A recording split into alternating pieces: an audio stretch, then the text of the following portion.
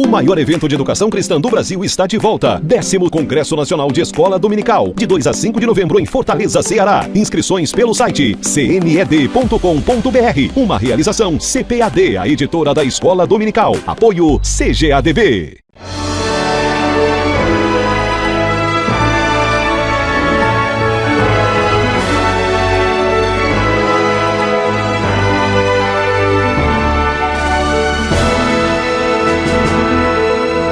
Subsídios.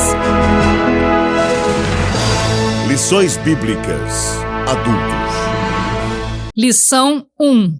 Ezequiel, o atalaia de Deus.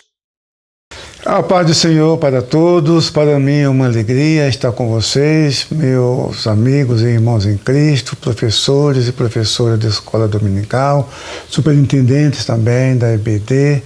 Eu vou estar com vocês, eu me chamo Ezequiel Soares da Silva, comentarista desse trimestre, pela graça de Deus. E o nosso estudo no trimestre é sobre o livro do profeta Ezequiel. É um livro atual, nós temos razões de sobra para o estudo deste livro. Você pode ver os detalhes na introdução do livro do trimestre, que eu escrevi juntamente com Daniele, a minha filha, e ali você tem os dados mais completos. Muito bem. A lição número 1, Ezequiel, o atalaia de Deus. São 4 tópicos desta lição. Sobre o livro de Ezequiel, sobre o profeta, sobre a palavra atalaia, sobre o atalaia, e sobre a responsabilidade. São esses os 4 temas da lição número 1. E o que você está vendo aí é a figura de Michelangelo, o quadro que ele fez sobre o profeta Ezequiel. É claro que não sabemos como era a fisionomia de nenhum dos profetas, de nenhum dos personagens da Bíblia, porque os judeus eram muito criteriosos quanto a isso, por causa do decálogo, que proibia fazer imagem de escultura. Então, Israel tem esse destaque em relação às outras culturas. Você sabe como que era a fisionomia, por exemplo, do faraó, que quis enfrentar Moisés, como que eram os reis da Síria, os reis da Babilônia, os Césares de Roma, porque se faziam escultura deles. Então, você sabe como que era a figura deles.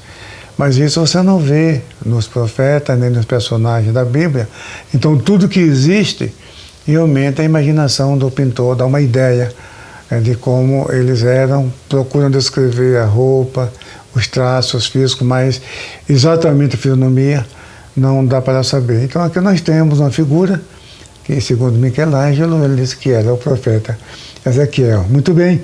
Então, a estrutura do livro de Ezequiel é a primeira parte, né? O livro está esboçado em 4 tópicos. O primeiro é sobre o livro. O que precisamos saber do livro? 48 capítulos. Ponto número 1.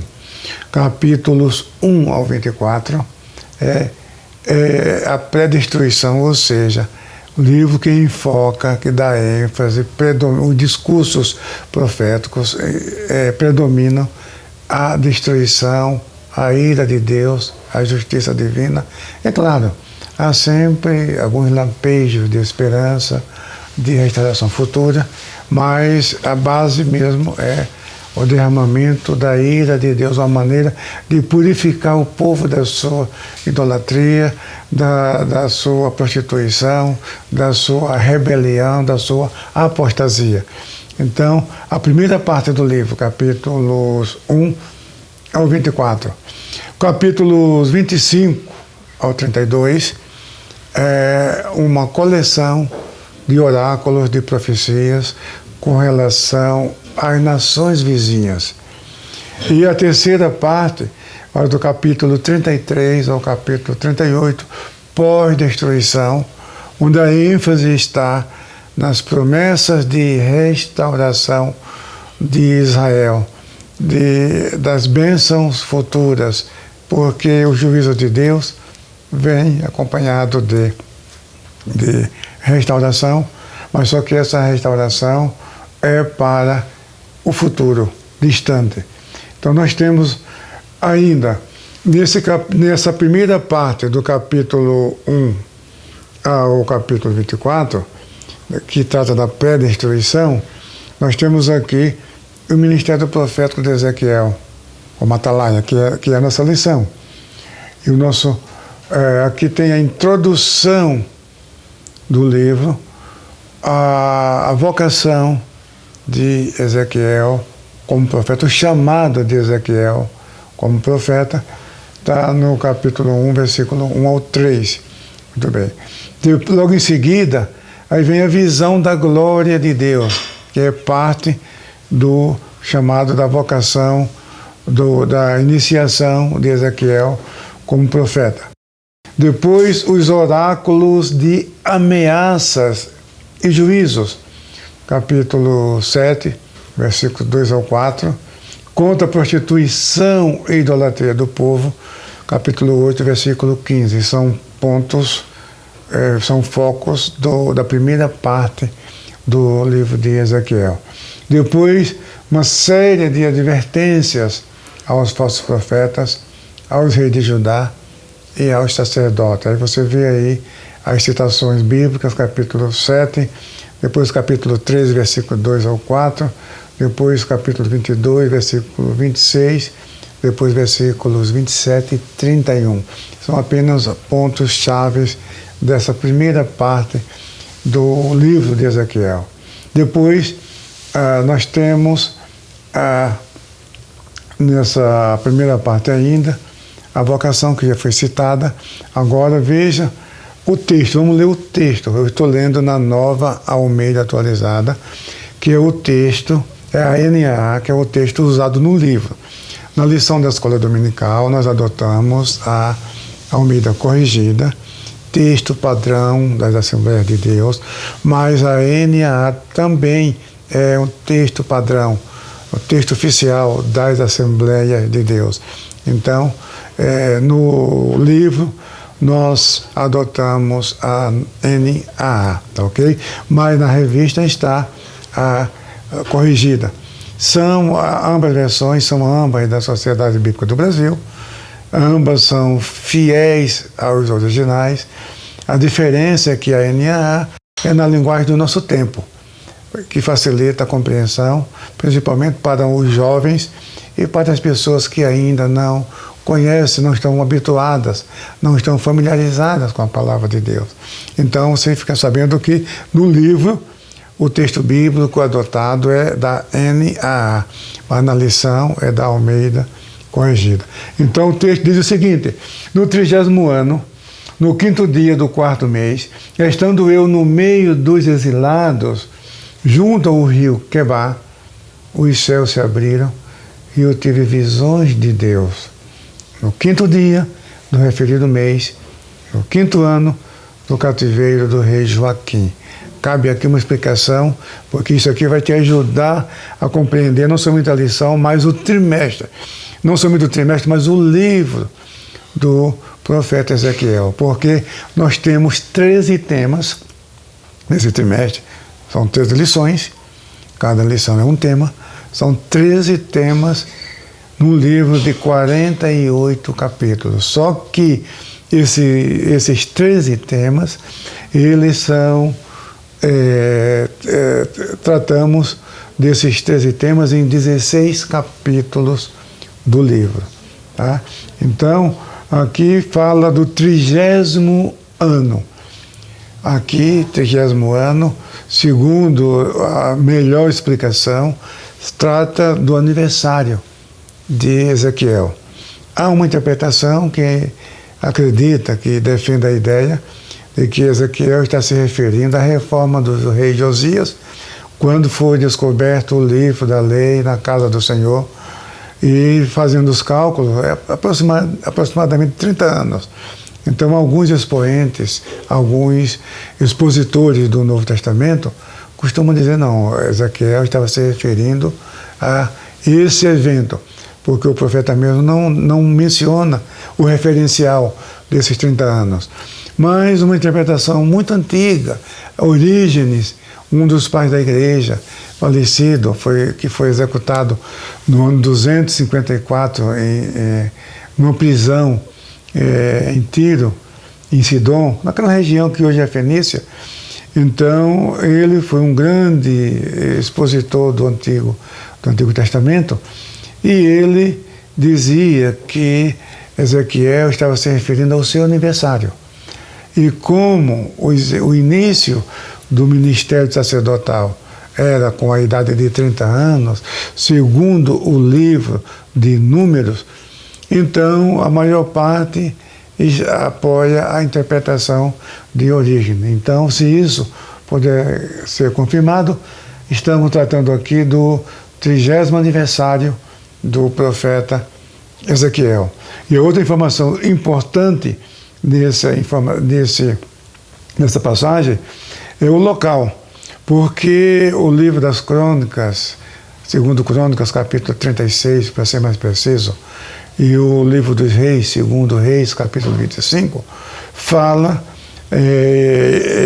descrevem essa diáspora, a primeira diáspora, porque permita-me abrir um parênteses aqui, já que estamos nesse texto, porque são 3 levas de judeus para a Babilônia, tá?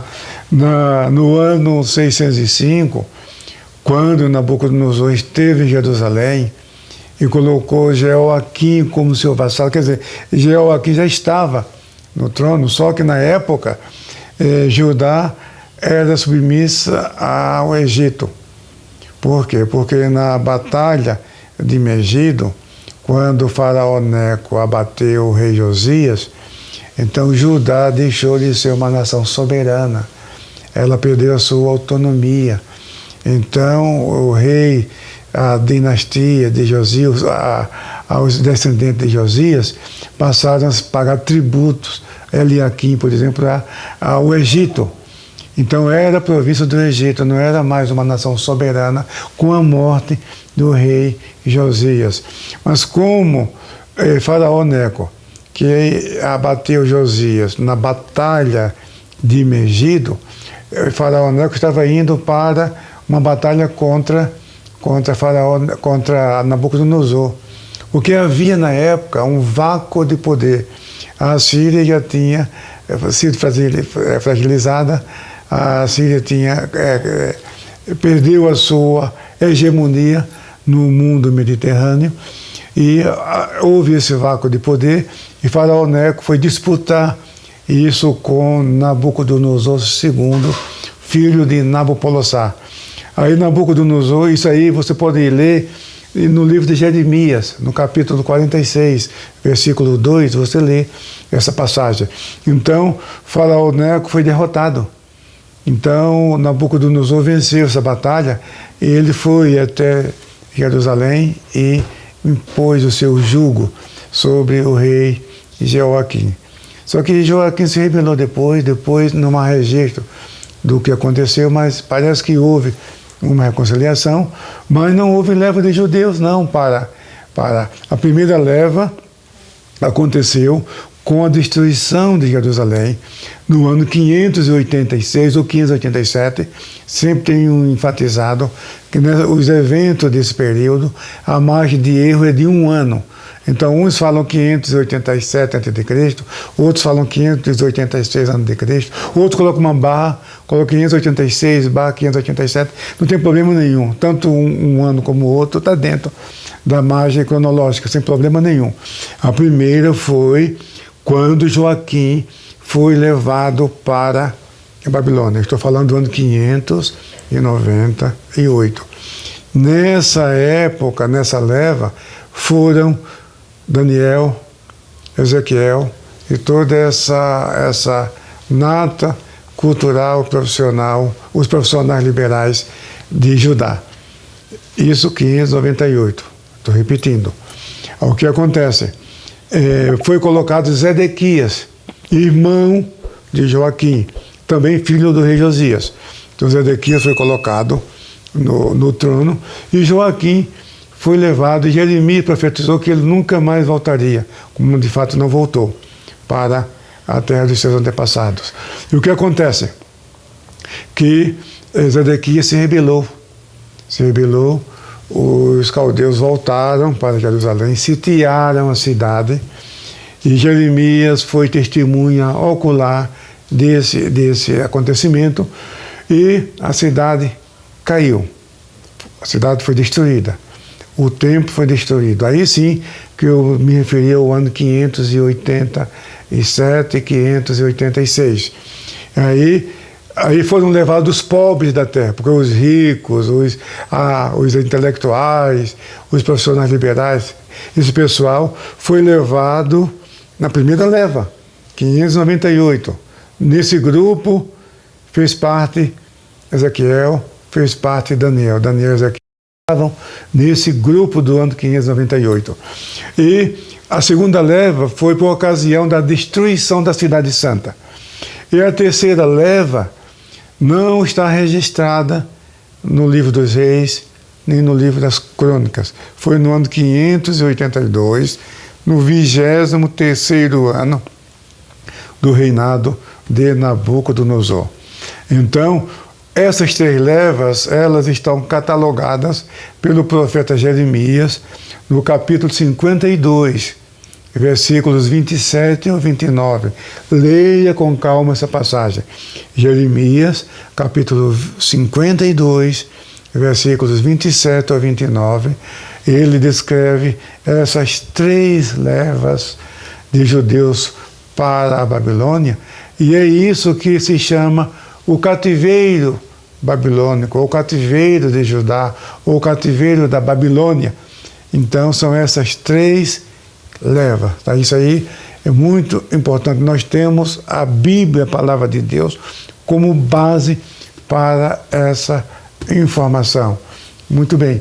Então nesse texto que eu acabei de ler, aí fala primeiro junto ao rio Quebar, que era um canal no centro da cidade de Jerusalém, e o que acontece é que os livros dos reis e das crônicas não mostram, não apontam as localidades na Babilônia onde os exilados judeus estavam vivendo. Mas Ezequiel traz essa informação. O rio Quebar, fala também de Tel Aviv.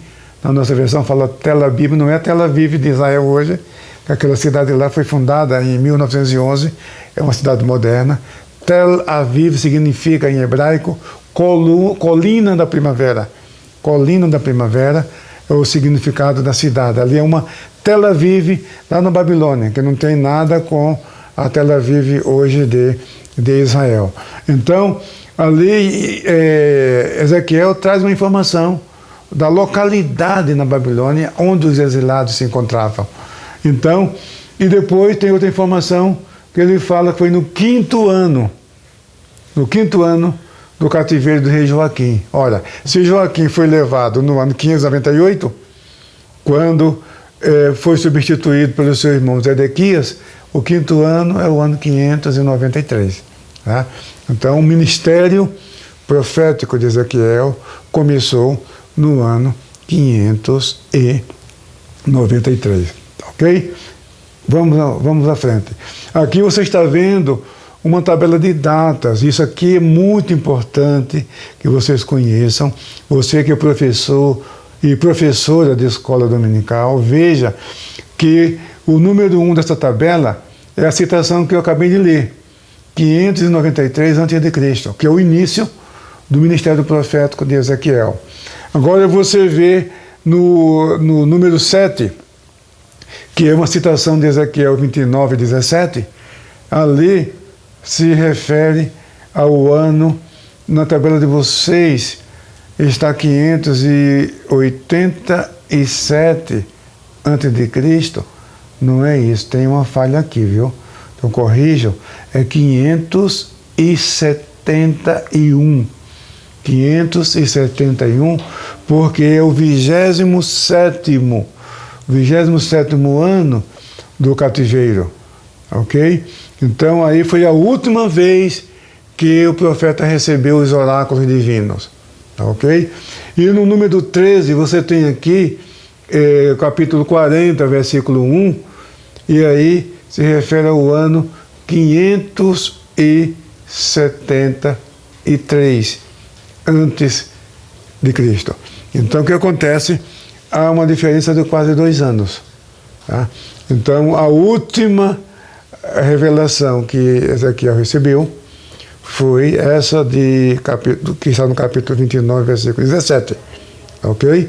E a do capítulo 40 é a penúltima, ou seja, uns 2 anos antes. Não sei se é penúltima, mas é cerca de 2 anos antes que o profeta, o editor do livro, que organizou e estruturou o livro, quer dizer, pegou todos os oráculos que o profeta recebeu, cerca de 22 anos, e organizou, estruturou, mas parece que ele não seguiu a sequência cronológica, mas organizou por temas. É o que dá a entender, analisando as 3 partes do livro. Então, a estrutura do livro. Então, veja, continuando, né, com a estrutura do livro. Capítulos 1 ao 24 é o registro dos oráculos divinos antes da destruição do templo. Agora, capítulos 25 a 32, que é a segunda parte do livro, trata das nações vizinhas, são os oráculos, as profecias sobre e contra as nações vizinhas. Nós temos aqui, Amon, Moabe, Edom, Filístia, Tiro, Sidom e Egito. São essas nações que ocupam esses capítulos 25 a 32. Então, esse trimestre nós vamos estudar isso. O nosso estudo da lição 1 à lição 7 são lições da primeira parte do livro. Lições 8 a 13, lições 8 a 13, a terceira parte é do capítulo 33 ao capítulo 48. Então, nesse trimestre, não vamos estudar nenhum texto, nenhuma parte da segunda parte do livro de Ezequiel, que é do capítulo 25 ao capítulo 32. E sim, agora, continuando ainda com a estrutura do livro, então, capítulo 33 a 48, são oráculos que Ezequiel recebeu após a destruição do templo e de Jerusalém. No capítulo 33, versículo 21, Ezequiel recebeu a notícia de que a cidade havia sido destruída, que o templo havia sido destruído. É a partir daí que ele recebe os oráculos, é uma palavra de conforto, são oráculos de esperança.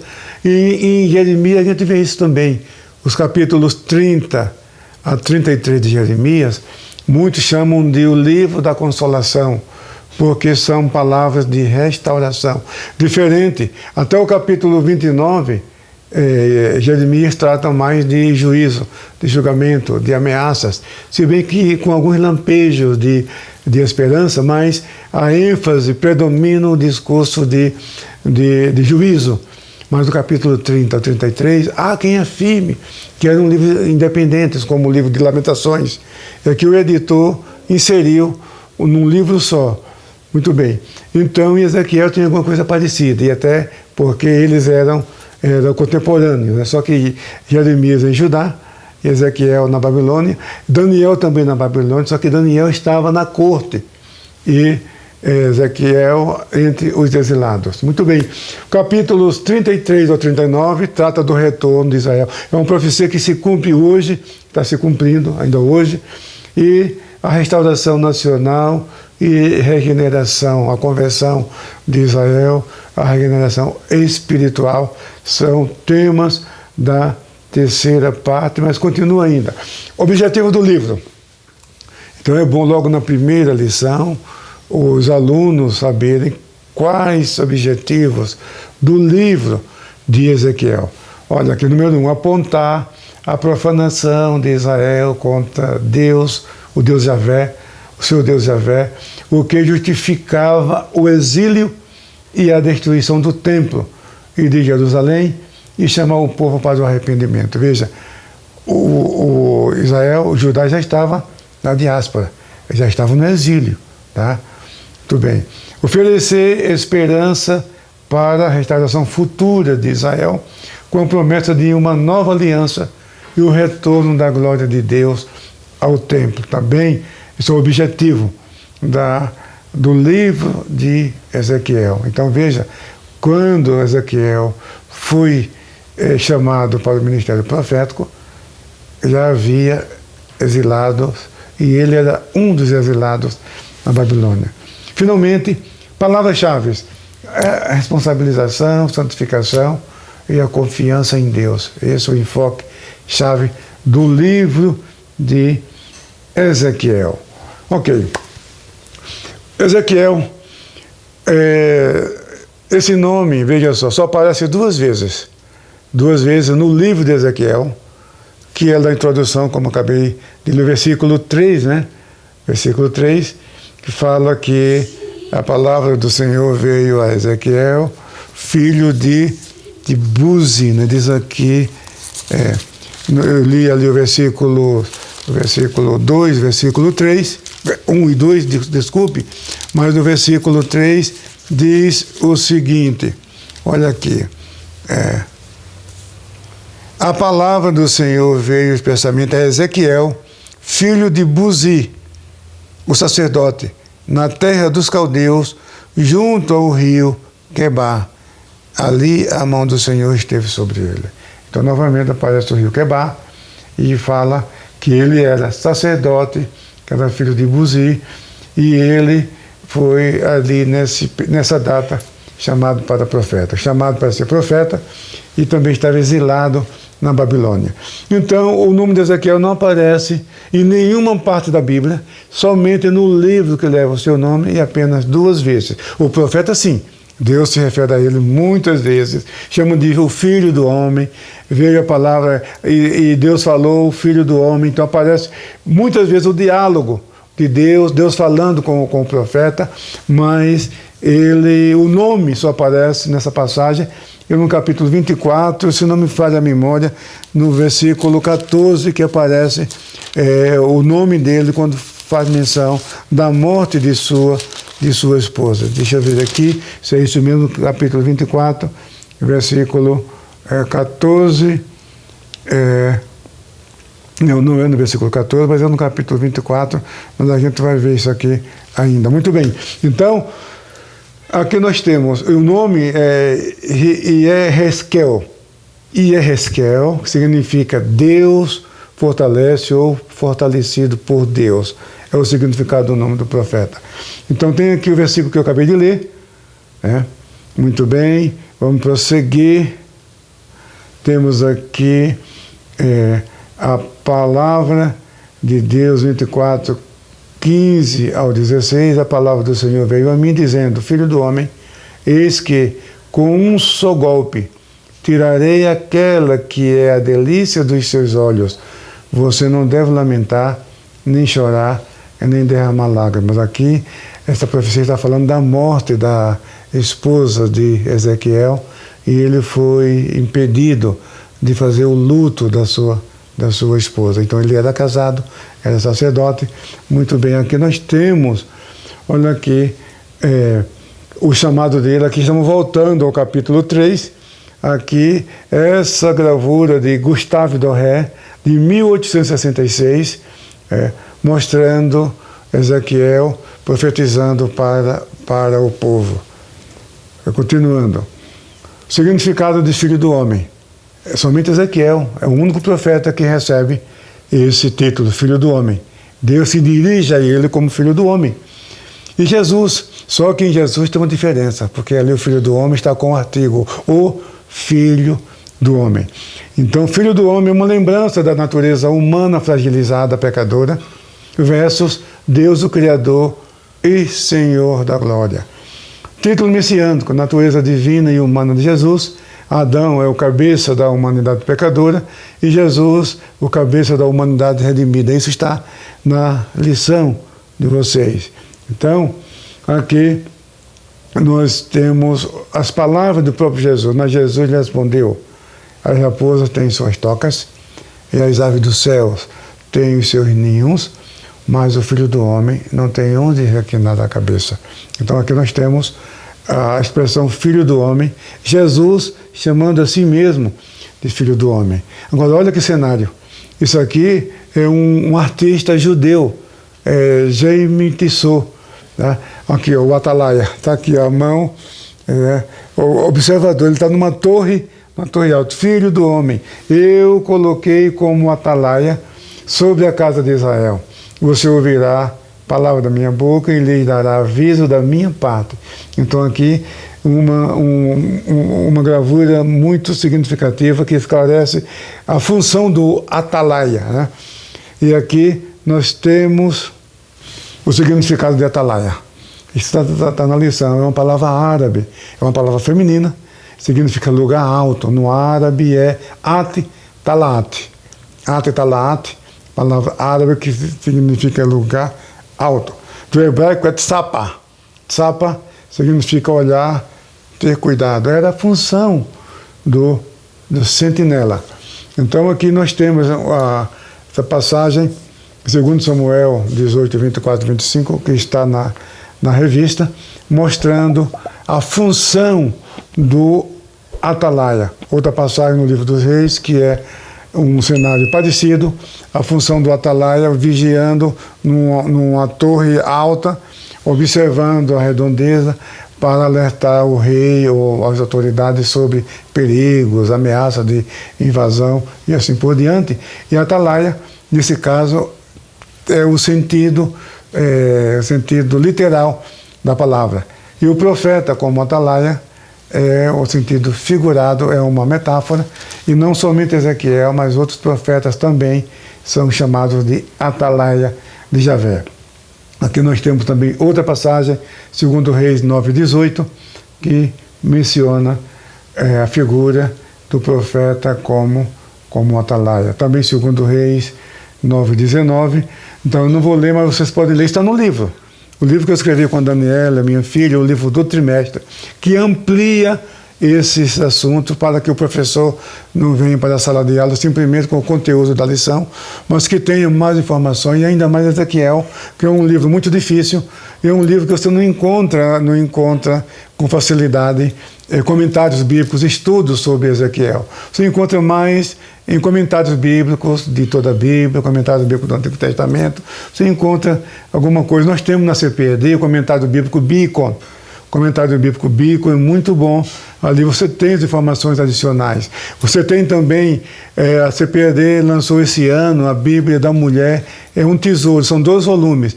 O Antigo Testamento, ali tem um comentário muito bom, também é sucinto, mas é consistente, muito bom, que vai complementar também o trimestre para você que é professor. Aqui nós temos essas citações, vamos prosseguir.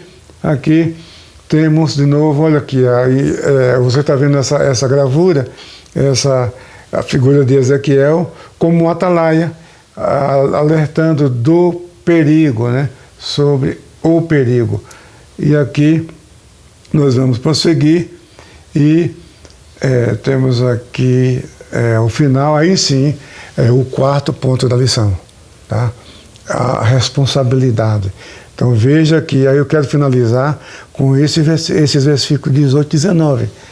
Também quando o justo se desviar, veja aqui na tela que está sublinhado, ó, justo se desviar da sua justiça e fizer maldade, e eu puser diante dele um tropeço, ele morrerá, veja que ele morrerá, está sublinhado. Visto que você não avisou, também está sublinhado, ele morrerá no seu pecado e os atos de justiça que ele havia praticado não serão lembrados. E você será responsável, novamente sublinhado, pela morte dele. No entanto, se você avisar o justo para que não peque e ele não pecar, certamente viverá, porque foi avisado e você terá salvo a sua vida. Então essa é a nossa responsabilidade como cristão. Isso mostra a atualidade da palavra profética.